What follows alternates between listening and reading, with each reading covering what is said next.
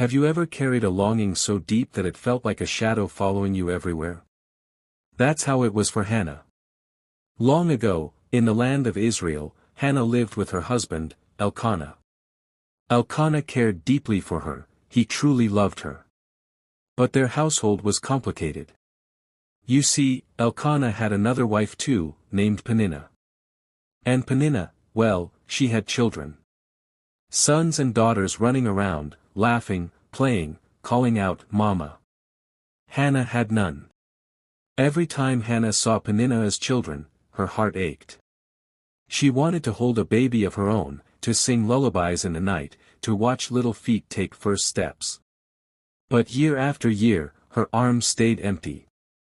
And Peninnah, instead of showing kindness, often mocked Hannah. She would throw sharp words at her like stones, reminding her that she had no children. It was as though every meal, every festival, every family gathering turned into a reminder of Hannah's sorrow. Elkanah tried to comfort her. He would say, "Hannah, why are you weeping? Why won't you eat? Don't I mean more to you than 10 sons?" His words were kind, but they didn't erase her pain. She longed for something that only God could give. Now, every year the family traveled to a holy place called Shiloh. That was where they went to worship the Lord and make sacrifices. It was a tradition, something the family did faithfully. But for Hannah, the trip often ended in tears. Each year, she would sit through the feast with little appetite, her heart heavy. But one particular year was different. That year, something inside Hannah stirred. She was tired of carrying her sorrow silently. She decided to take her pain straight to the one who could truly understand. So, after the meal at Shiloh, while others were busy celebrating, Hannah slipped quietly away to the temple. The temple was not grand by modern standards, no shining marble or golden pillars. Just a sacred place, set apart, where God's presence was honored. She entered with slow steps, her face streaked with tears. Kneeling down, Hannah began to pray. But it wasn't a loud prayer. Her lips moved, but no sound came out. Her prayer was a whisper of the soul. "Lord Almighty," she said in her heart, "if you will only look upon my misery, if you remember me and give me a son, I promise, I will dedicate him to you. All the days of his life will be yours." She wept and prayed, pouring her heart out with everything she had. It wasn't polished. It wasn't rehearsed. It was raw and honest. Now, as she prayed, Eli the priest was sitting nearby. He noticed her lips moving but heard no voice. At first, he misunderstood. He thought Hannah had come into the temple after drinking too much wine. "How long will you stay drunk?" Eli scolded. "Put away your wine." Imagine the sting Hannah must have felt. Here she was, broken-hearted, misunderstood in the very place she had come for refuge.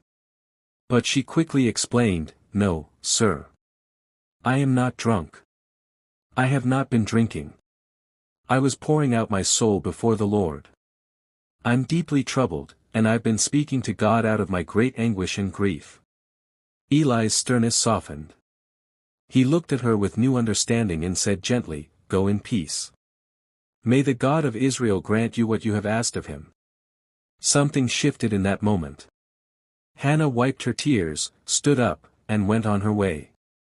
The sadness that had weighed her down began to lift. She hadn't received her answer yet, but she believed. She trusted that God had heard her. And sure enough, he had. In time, Hannah's womb was opened, and she conceived. A son was born. She named him Samuel, which means, "God has heard." Every time she called his name, it was like saying, "God heard my prayer." Can you picture her joy? Holding little Samuel close, whispering lullabies, marveling at the miracle in her arms. Her sorrow had turned into laughter. Her emptiness had been filled. But Hannah remembered her vow. She had promised to dedicate Samuel to the Lord. And she intended to keep that promise.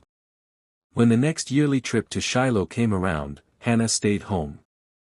Samuel was still a baby, and she told Elkanah, once the child is weaned, I will take him to the temple and present him before the Lord. He will live there always." Elkanah agreed, saying, "Do what seems best to you. Only may the Lord fulfill his word." So Hannah stayed, caring for Samuel, loving him, watching him grow from a newborn into a sturdy little boy. And when the time came, she packed what she needed for the journey, along with a special gift. She brought with her a bull for sacrifice, some flour, some wine, and most importantly, her son.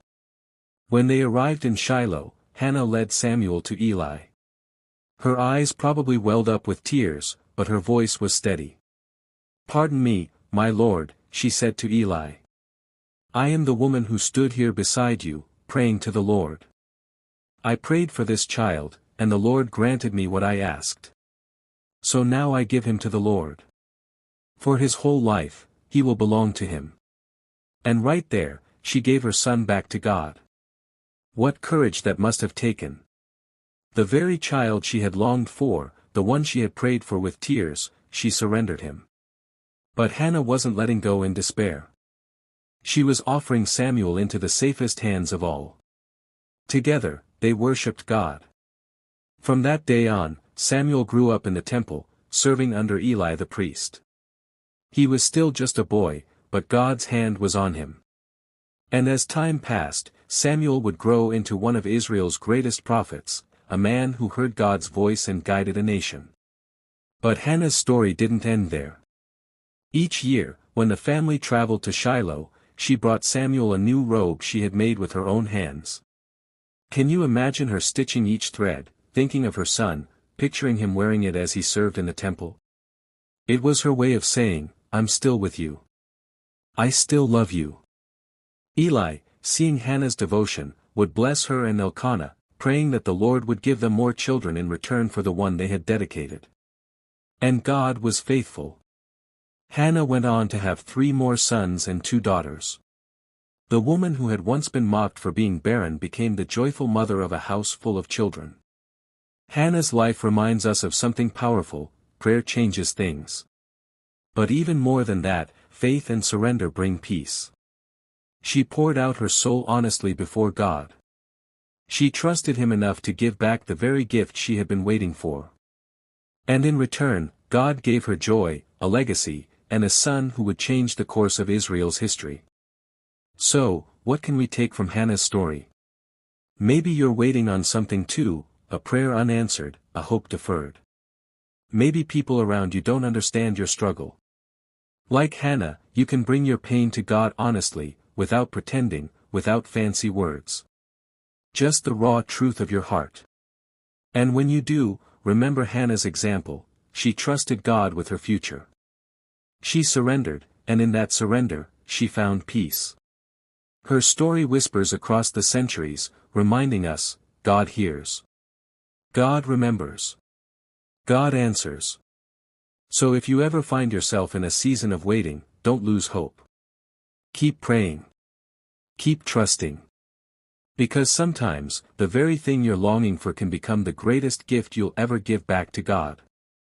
And just like Samuel, the boy who listened to God, your story, too, can ripple out far beyond what you imagine.